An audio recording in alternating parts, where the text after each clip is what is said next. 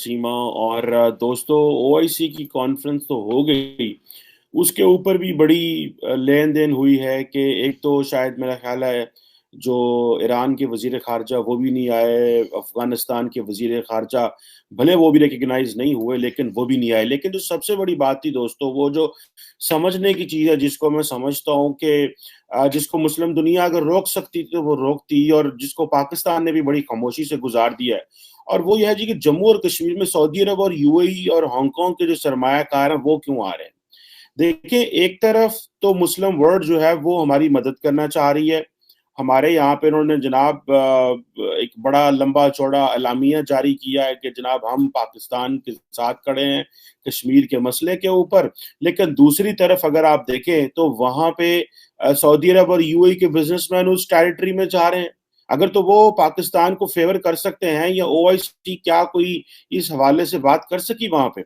अभी भी जो इस कॉन्फ्रेंस में जिसको हम कहते हैं कि इंडियन ऑक्युपाइड कश्मीर या इंडिया के जेर इंतजाम जो कश्मीर है, उसमें यूएई और वहाँ के बिजनेसमैन आए हुए थे, और वो तकरीबन मेरा ख्याल है उन्होंने कुछ 70,000 करोड़ की सरमायाकारी जो है उसका हदफ जो सेट कर दिया है। और जारी ये जो सरमायाकारी कॉन्फ्रेंस भी हो रही है वहां पे, और बिजनेस के हवाले से लोगों को कन्विंस किया जा रहा है, और ताकि सरमायाकारी की जाए लोगों को। और ये फ्रेंडली कंट्रीज हैं, ये वो इंडिया के फ्रेंडली कंट्रीज हैं, हांगकांग हो, सऊदी अरब हो, मुत्तहिदा अरब अमारात हो। उधर अरब अमारात वालों ने और सऊदी अरब वालों ने अपने फॉरेन मिनिस्टर्स भी भेजे हुए। आई थिंक यूएई के फॉरेन मिनिस्टर्स भी नहीं आए थे।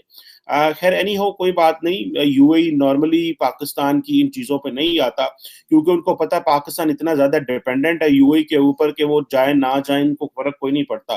क्योंकि अगर यूएई के फॉरेन मिनिस्टर आए होते तो उनको थोड़ा सा को प्रोटोकॉल ज्यादा दिया जाता है बाकी मिनिस्टर्स के, फॉरेन मिनिस्टर्स के। जिस तरह सऊदीज को बिठाया जाता है टॉप पे, चाइनीज को तो वैसे ही हमने देना होता प्रोटोकॉल, क्योंकि चाइनीज जो थे वो इस वक्त वो चीफ गेस्ट थे वहां पे।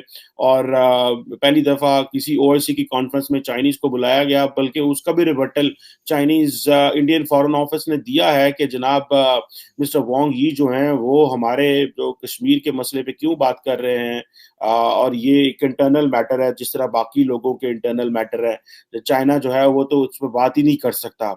अब ओआईसी की कॉन्फ्रेंस में दोस्तों तकरीबन 800 डेलीगेट्स आए हुए थे। कोई तकरीबन 46 ममालिक के जो जिन्होंने पार्टिसिपेट किया मिनिस्ट्रियल लेवल पे, बाकी ममालिक ने भी पार्टिसिपेट किया। तो एक बड़ी डिप्लोमेटिक एक्सरसाइज थी। इंडिया इस हवाले से ये परेशान हुआ कि पॉइंट दिया गया, और कुछ चीजें तो पाकिस्तान की फेवर में इस तरह जाती हैं वहां पे कि हमने जो कहा कि भाई इंडिया का जो मिसाइल सिस्टम है वो मेच्योर नहीं है, और खास करके वो ममालिक जो मिसाइल सिस्टम खरीदना चाह रहे हैं।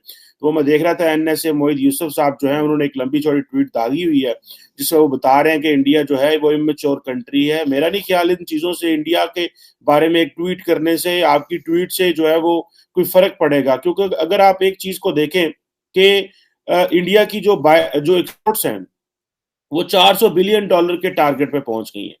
और ये एक बहुत बड़ा, अब पाकिस्तान की एक्सपोर्ट जो है वो $32 अरब पे है। अब उनके पास एक बहुत बड़ी अपॉर्चुनिटी है कि वो दुनिया को लेके आ सकें और कह सकें कि देखिए आए आप कश्मीर में आए, हम आपको ये फला इन्वेस्टमेंट। देखिए कारोबारी शख्स जो होता है उसको कोई चीज नहीं चाहिए होती, उसको ये चाहिए होता है कि जनाब वो अपनी उसको इन्वेस्टमेंट चाहिए होती है, उसको डेस्टिनेशन चाहिए जहां से वो प्रॉफिट बना सके। मैं देख रहा था कि कश्मीर के हवाले से इंडिया के पास भले इंडिया बिजनेसमैन को लेके आ रहा है, लेकिन उनके लिए वहां पे क्योंकि इंफ्रास्ट्रक्चर नहीं है बहुत सारी चीजों का, तो इस वजह से बिजनेसमैन इतने खुश नहीं है। मैंने ये निके एशिया और बहुत सारी और जगहों पे, और मैंने बहुत सारी ट्वीट्स भी देखी इस हवाले से। लेकिन क्वेश्चन ये है कि इंडिया ने 2018-19 में मेरा ख्याल है अपना जो टारगेट रखा था एक्सपोर्ट का वो $330 बिलियन के करीब था, अभी वो $400 अरब पे पहुंच गए हैं। अब मुझे ये बताएं, एक तरफ पाकिस्तान